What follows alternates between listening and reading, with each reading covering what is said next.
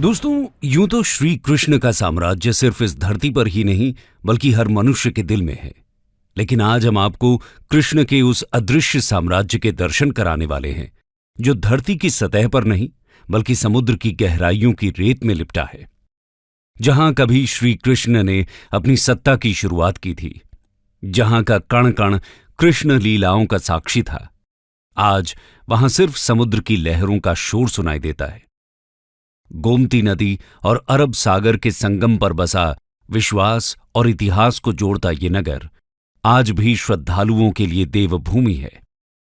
भारत के पश्चिमी तट पर लगभग 6,500 स्क्वायर किलोमीटर तक फैले गुजरात में सौराष्ट्र जिले की तरफ जब बढ़ते हैं तो दूर से ही आसमान को चीरकर सनातन धर्म का बखान करती धर्म ध्वजा ये संदेश देती हुई दिखती है कि यहां से साक्षात मोक्ष का पवित्र धाम शुरू होता है।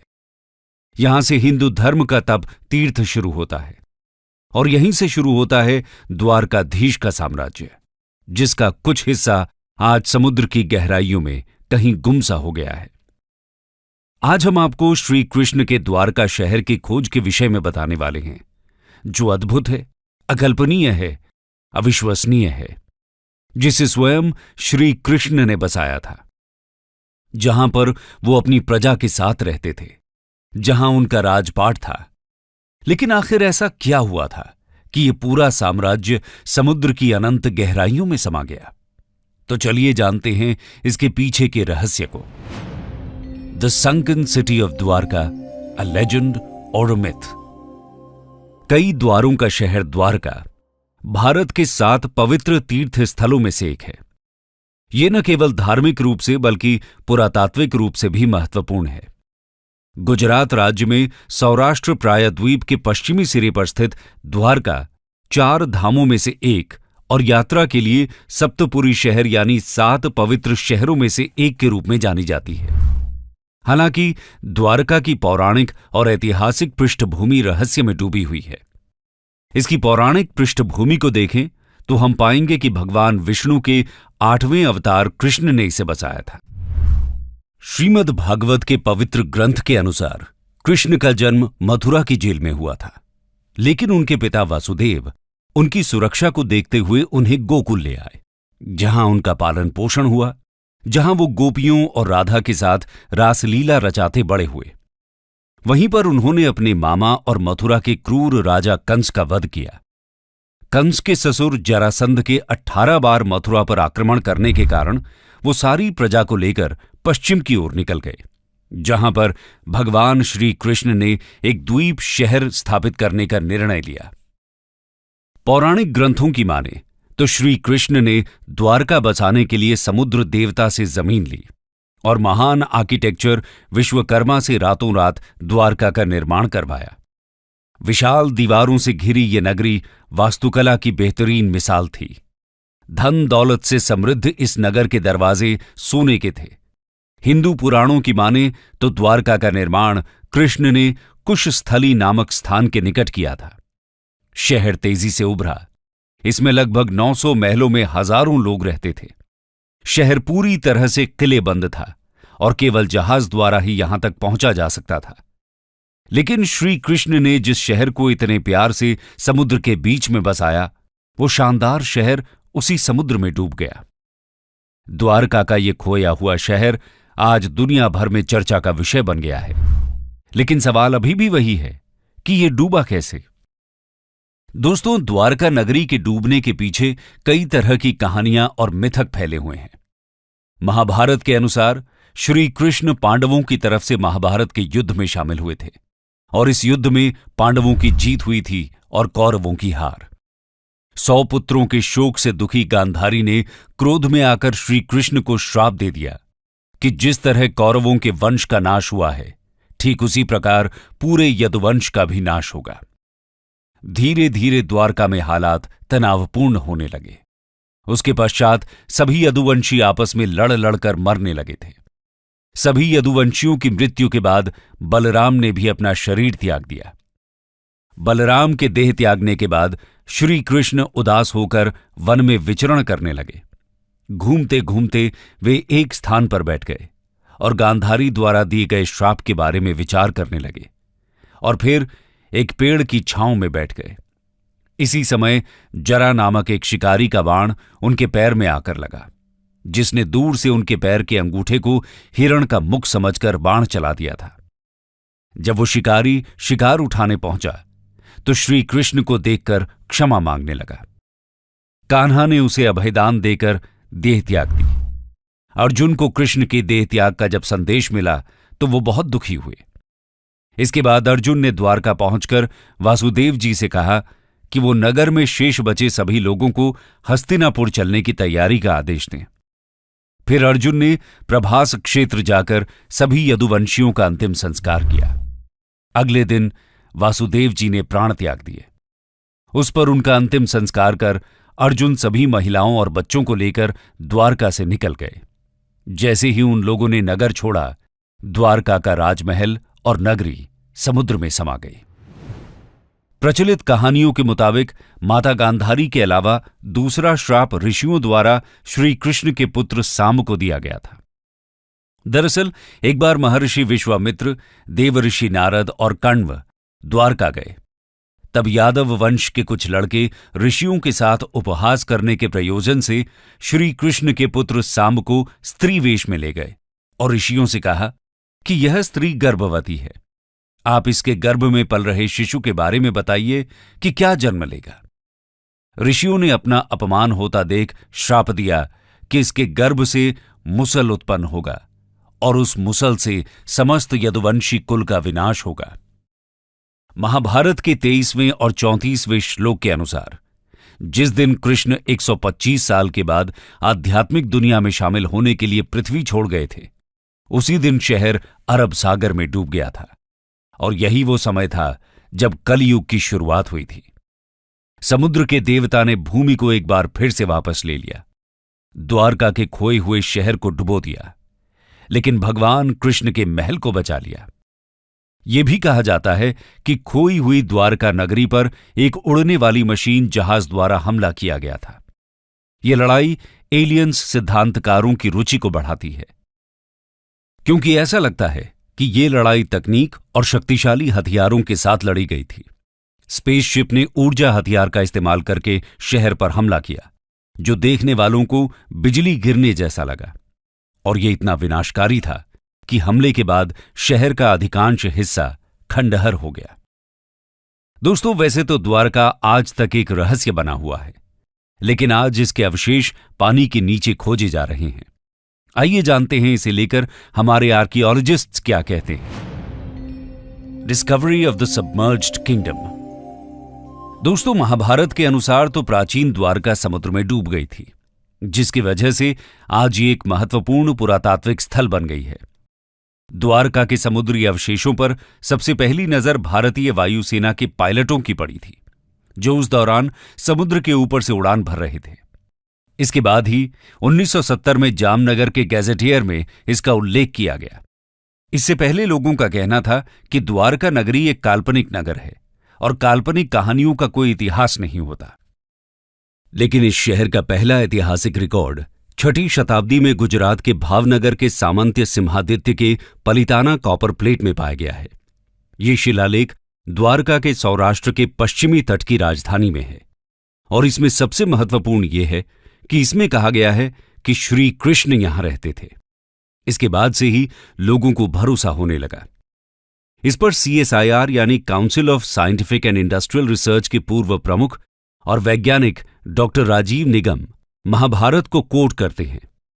महाभारत में कृष्ण ने कहा है कि द्वारका शहर सागर से निकली जमीन पर बनाया गया था, लेकिन जब उसका पानी दोबारा अपनी पुरानी जगह पर आया तो शहर डूब गया। वो बताते हैं, पानी के नीचे खुदाई का काम मौजूदा द्वारकाधीश मंदिर के पास से शुरू हुआ था, जहां कई मंदिरों की एक श्रृंखला मिली, जिसका मतलब यह है कि जैसे जैसे पानी चढ़ता गया, मंदिरों की जगह आगे सरकती गई। इस अवलोकन ने भारत के चर्चित आर्कियोलॉजिस्ट डॉक्टर SR राव को आश्वस्त किया कि क्यों न समंदर के किनारे खुदाई की जाए, ताकि पता चल सके कि यहां इस डूबे हुए शहर के वास्तविक सबूत हैं या नहीं। इसके बाद साल 1979 में आर्कियोलॉजिस्ट डॉक्टर SR राव और उनकी टीम ने इसकी खोज शुरू की। उन्होंने मिलकर तथ्यों के सबूत तलाशने शुरू कर दिए। बता दें कि एस.आर. राव कहते हैं कि जिस बात ने उन्हें द्वारका में अनिश्चित उत्खनन के लिए सबसे ज्यादा प्रेरित किया, वो था महाभारत की तिथि और उसके ऐतिहासिक तथ्यों को लेकर उठ रहा विवाद। इसी खोज में समुद्र से हजारों फीट नीचे उसकी गहराइयों में द्वारका के महत्वपूर्ण अवशेष मिले, जिसमें 560 मीटर लंबी द्वारका की दीवार मिली, जिसकी बनावट महाभारत के द्वारका विवरण से मिलती जुलती है। पौराणिक ग्रंथों में मिले विवरण के अनुसार द्वारका में कुल 50 खंभे थे। आर्कियोलॉजिस्ट को इस खोज में करीब 30 खंभे मिले थे।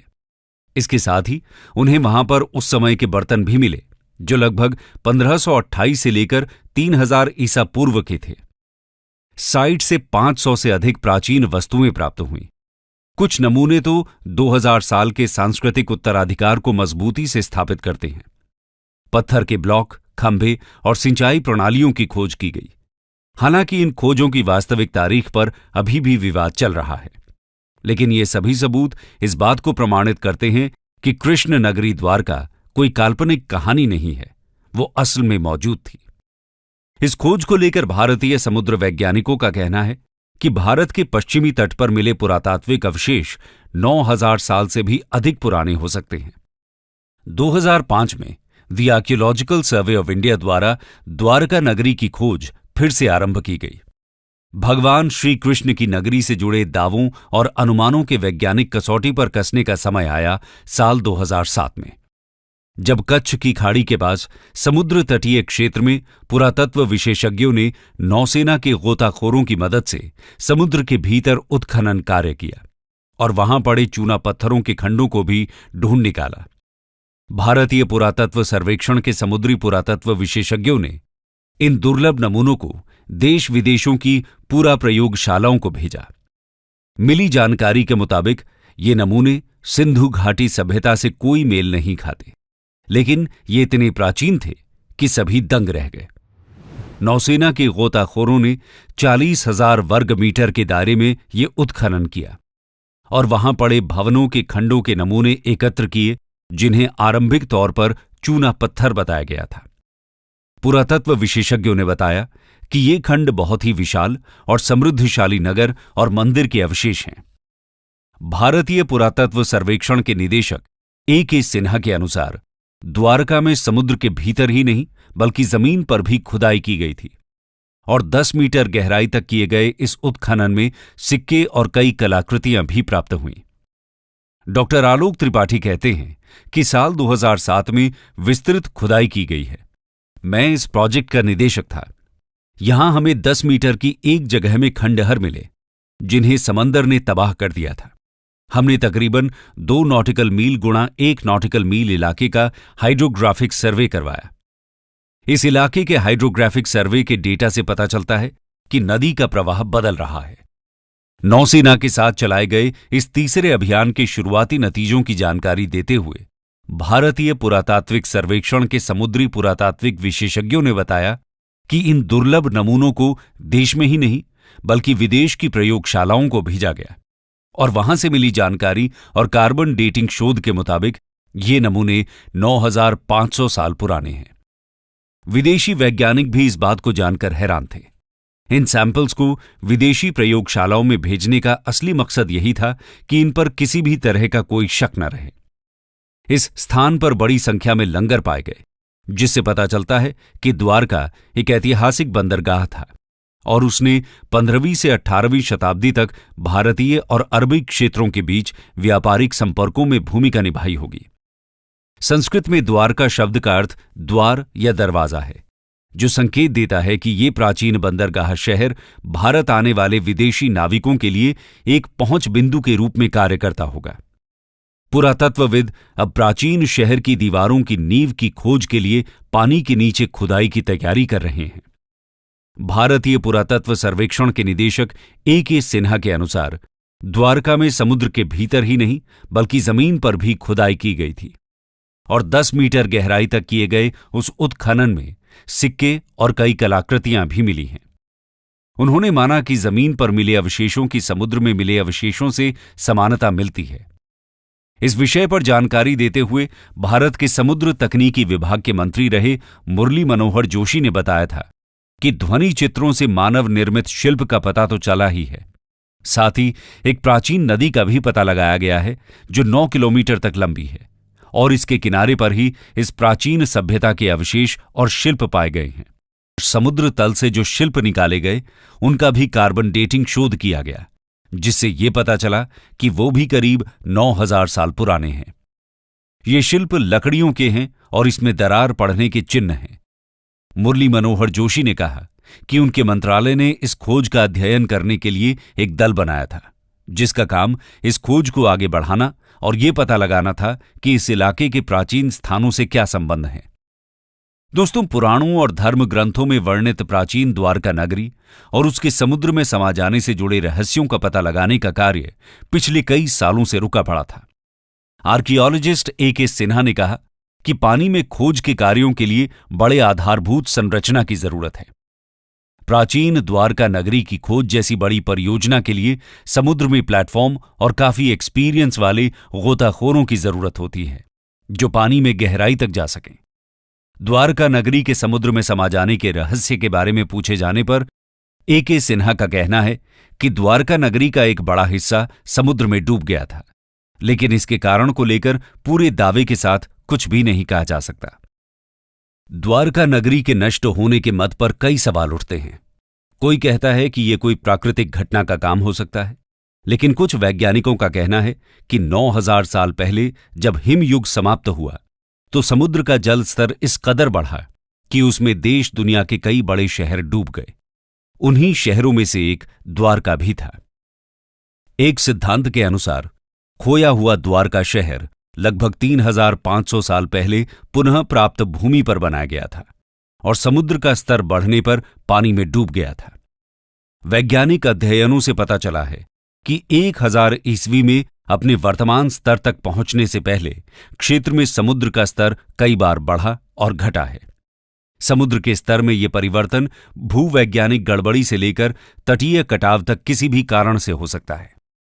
हालांकि इस मामले पर आज भी शोध जारी है और अब तक जो भी सबूत मिले हैं उससे सिद्ध होता है कि ये एक असली घटना है। हमारे बीच एक और सबूत यह भी है कि महाभारत में जिन 35 शहरों के बारे में लिखा हुआ है वो आज भी हमारे बीच मौजूद हैं। आर्कियोलॉजिकल डिपार्टमेंट को इसके कई प्रमाण मिले हैं। भारत और इसके आसपास के कई देशों का महाभारत में उल्लेख हुआ है। इंद्रप्रस्थ भारत की राजधानी दिल्ली है। हस्तिनापुर आज उत्तर प्रदेश राज्य का मेरठ जिला है। कुरुक्षेत्र हरियाणा का एक जिला है। वहीं गांधार आज अफगानिस्तान में स्थित है। तो वहीं श्री कृष्ण की द्वारका भी गुजरात का एक शहर है। कंक्लूजन। दोस्तों, इस रिसर्च से इतना कहा जा सकता है कि द्वारका एक छोटा शहर नहीं था, बल्कि एक विस्तृत और समृद्ध राज्य था। ये सभी साक्ष्य और सबूत जब भविष्य में भारत के समृद्ध और प्राचीन इतिहास को बताने के रूप में पेश किए जाएंगे तो ये हमारी सभ्यता के लिए बड़े ही गर्व की बात होगी। दोस्तों, आपका इस विषय पर क्या कहना है?